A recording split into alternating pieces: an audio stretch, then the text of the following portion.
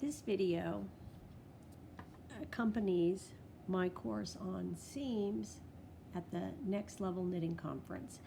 And this one is going to discuss seaming reverse stockinette. Reverse stockinette seams are required in level 2 of the master's program, and they are a little more tricky than simple mattress stitch for stockinette. And by the way, if my swatches look a little beat up, that's because this may be my third try doing the video. Now, with stockinette, I have neat columns of stitches. Column, column, distinct. How they're interlocked is through this horizontal strand between the columns. I'm not so lucky in reverse stockinette, and if I want the stitch pattern to continue of the stitch, space between, the stitch, the space between, I have to align them in such a way and seam it so that the stitch on one side aligns with the space between the stitch on the other side. Otherwise, if I do it this way, I would have my seam, if I use the space between the stitches on both sides, then I would have the seams butting up against each other, and the stitch pattern is not continued. Now, on one side, I'm going to be using the space between the stitches. These are smiles. They look like a smile. The stitch itself is a frown. So on this side, I'm going to be using the smiles, and on the other side, I'm going to be using the frowns. Now I have a choice. Here's a nice, neat column of frowns.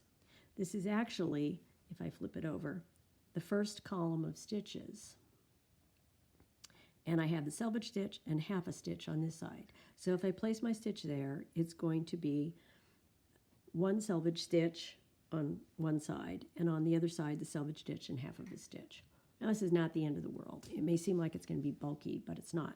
My other option is to place the seam in the frown or the center of the selvage stitch.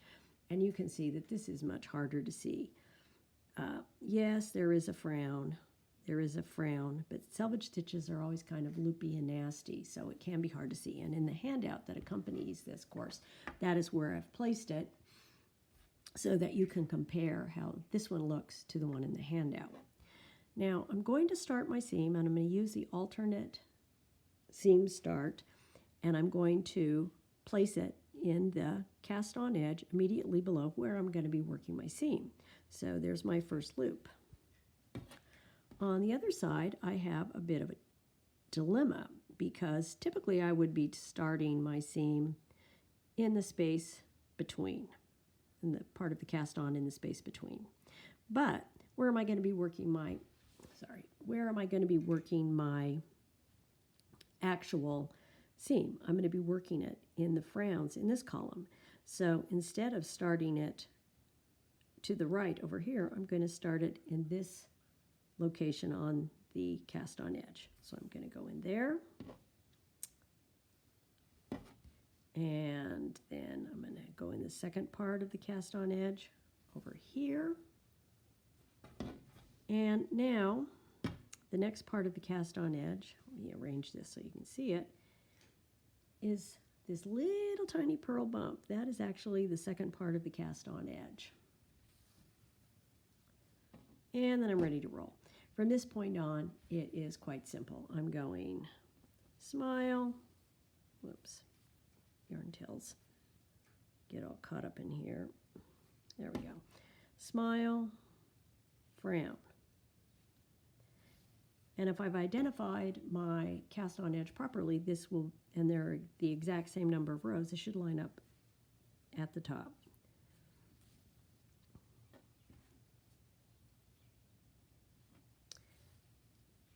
Now, when you're working these swatches for the master's program, if you practice on the same swatch like I have been on this one, they can get a little beat up. And so you may want to consider working a couple of extra pieces so that by the time you've mastered the seam, you have a fresh swatch to start on. And also, I've noticed that red yarn tends to leave a bit of a residue, so you might want to pick another color. I picked it for this because it shows up well. All right, so I've lined up all of the rows. I've got my smiles aligned to my frowns, and now I want to join it at the top of the bind off.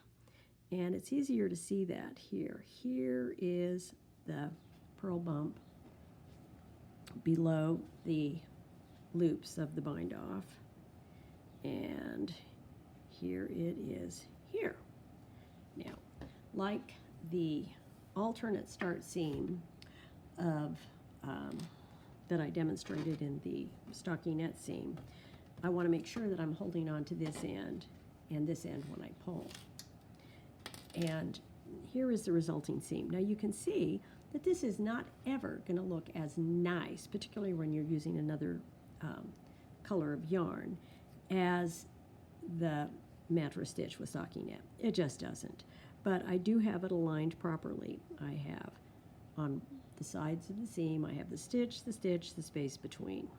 And you can tinker with the seaming thread to make it look a little neater. If you spread it out, it's going to be more visible. If you kind of compress it, it's a little better hidden. Now, if I were finishing this for an actual project, I would be weaving my yarn tail in this way, and you can see that it's a nice start. But it's always going to be a bit of a divot where that seam is. It's going to slightly go in the center. And for projects, you can kind of not manipulate it and block it out, but don't be surprised if it does not look as good as the mantra stitch.